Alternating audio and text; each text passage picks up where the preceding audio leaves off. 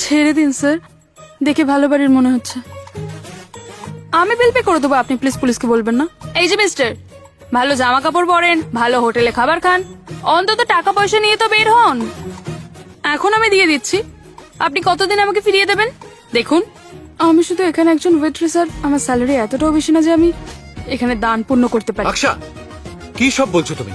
তুমি জানোই নি কে ইনি? আমাদের বস, এই রেস্টুরেন্টের ওনার। কে? Boss? I am so sorry sir. তো যাও এখান থেকে, পরে দেখছি তোমাকে। কিচেনে কি রান্না বান্নাগুলো দেখো। Sorry sir. I am sorry sir. ও একটা অশিক্ষিত দেহাতি গাঁইয়া মেয়ে, নতুন এসেছে, এখানকার আদব কায়দা বুঝতে একটু সময় লাগবে এখনো। এমনিতেও আপনাকে চেনে না, হয়তো একটু বেশি বলে ফেলেছে। আসলে জানেই না যে এসব জায়গায় কিভাবে রিয়াক্ট করতে হবে, কিভাবে কথা বলতে হবে। আমি এক্ষুনি ওকে চাকরি থেকে বার করছি sir. Excuse me, young lady. আপনার কথা শুনে আমার ভালো লাগলো, ভালো কাজ করেছেন, আর আপনার কাজের প্রতি আপনার কমিটমেন্ট অসাধারণ। রাকেশ, ফাইন্যান্স ডিপার্টমেন্ট থেকে 30,000 টাকা একটা রিওয়ার্ড ওর জন্য। Okay sir. Thank you so much sir. ভবিষ্যতেও এরকম ভাবেই কাজ করবেন। আমার কাছে টাকা নেই এটা জানার পরেও কোনো খারাপ ব্যবহার করেননি। মানবিকতাই হলো ভালো লক্ষণ। Aksa, thanks sir.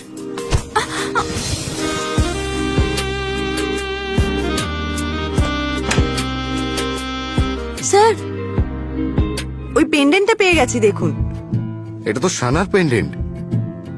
Mrs Patel out of town আছেন, তাই আমি নিজেই যাবো এই পেন্ডেন্টটা আনতে।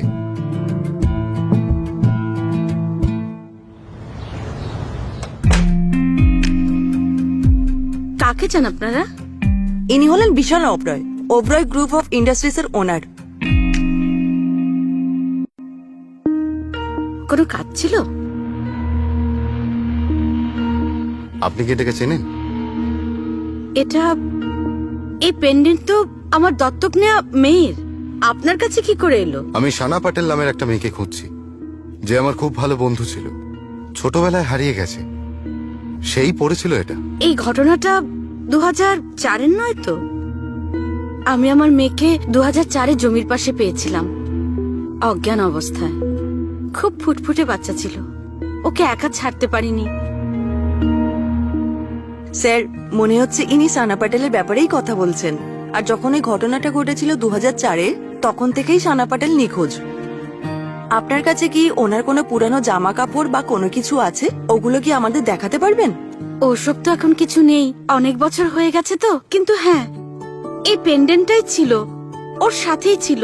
এই পেন্ডেন্টটাকে তো কিছুদিন আগেই। আকশা, আকশাই ওই মেয়েটি। হ্যাঁ। কোথায় ও? এখানেই থাকে। আসলে উনি সানা প্যাটেল, দেব প্যাটেলের একমাত্র মেয়ে। বিশাল স্যার আর ওনার ছোটবেলায় এনগেজমেন্ট হয়ে গেছিল। আমরা ওনাকে অনেক বছর ধরে খুঁজছি, আর ওনার মা ব্যাস এই আশায় বেঁচে আছেন উনি যে কবে ওকে দেখতে পাবে। আমরা ওনাকে বাড়িতে নিয়ে যেতে এসেছি। আকসার ভাগ্য এত ভালো কি করে হতে পারে? এই ভিখারিটা আসলে একটা বড় লোক বাড়ির মেয়ে? না, এটা আমি হতে দিতে পারি না। এখানে তো আমার যাওয়া উচিত। আকসা তো গ্রামেও খুশি থাকে। আমি এক্ষুনি ফোন করছি। কি হলো মা, কল করতে যাবে কেন? আমি তো ঘরেই ছিলাম। তুমি? এটা তোমার? হ্যাঁ, এটা তো আমারই। তুমি মানে, আপনি কি বিশাল? সেনা, আমরা তোমায় কত খুঁজেছি। যাক ছাড়ো, তুমি নিজের জিনিসপত্র গুছিয়ে নাও, আমি ড্রাইভার পাঠাচ্ছি তোমায় পিক আপ করতে। আমি কবে থেকে তোমার জন্য অপেক্ষা করছি। ভাবতাম যে কবে তুমি এখানে, অথবা যে কেউ এসে আমাকে এখান থেকে নিয়ে যাবে। ফাইনালি তুমি এসে গেছো। I am so happy. Let's গো।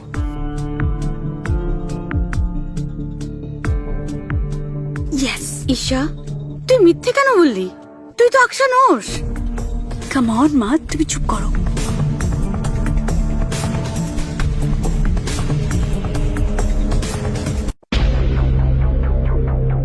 ঈশা, কি হলো মা? আমি তো তোমারই মেয়ে না? আর তাছাড়া ছোটবেলা থেকে তুমি ওই আকসাকে লেখাপড়া করিয়েছো, এত বড় করিয়েছো। আর এখন ওর দায়িত্ব হচ্ছে তোমার ঋণ শোধ করার। আর তাছাড়া মা, তুমি তো চাও না তোমার নিজের মেয়ে একটু ভালো থাকুক, ভালো পরিবারে বিয়ে করে একটু শান্তিতে জীবন কাটাক। কিন্তু তুই তো আমার নিজের মেয়ে। ও গড মা, তোমার মেয়ে হয়ে আমার লাভটা কি হয়েছে? হ্যাঁ, কিভাবে মানুষ করেছো আমাকে? জমিতে কোথায় শুতাম? মাটিতে ঘুমাতো আমি। আর খেতে কি দিতে? পেঁয়াজের সঙ্গে শুধু রুটি বা পাতলা ডাল। থামো মা, রেহাই দাও আমায়। যদি তুমি আমার জন্য সত্যি কিছু করতে চাও, প্লিজ নিজের মুখটা বন্ধ রেখো। কিন্তু আকশা মা, তুমি নিজের মেয়ের জন্য একটু ভাবো না। ওই কুড়িয়ে পাওয়া মেয়েটার জন্য এত চিন্তা কিসের তোমার? আর তাছাড়া ওর না তোমার দেখানো পথে চলার অভ্যাস হয়ে গেছে মা। ও তোমার সঙ্গে দারিদ্রতার মধ্যেও থেকে যাবে মা, কিন্তু আমি পারবো না। আমার একটা ঝকঝকে আরামের জীবন চাই, যেখানে শুধু টাকা পয়সা থাকবে আর কিচ্ছু না। তো আমরা আরামের জীবন কাটানোর জন্য ওই মেয়েটাকে ওর পরিবারের থেকে দূরে রাখবো? আমি কি তোকে এটাই শিখিয়েছি? তুই পরিশ্রম করে টাকা রোজগার করতে চাস না, অন্যের টাকায় আনন্দ করতে চাস। তোর জন্য ও কেন কষ্ট পাবে? মা, এখনো তুমি ওর ব্যাপারে কেন ভাবছো? তোমার মেয়ে আমি, ও নয়। আর তাছাড়া মা, তোমার এই সো কল্ড আদর্শের চক্করে না আমি এত ভালো একটা সুযোগ হাত থেকে যেতে দেব না। সেজন্য প্লিজ মা, যেটা করছি সেটা করতে দাও, আমাদের দুজনের জন্যই ভালো। কি করছিস তুই?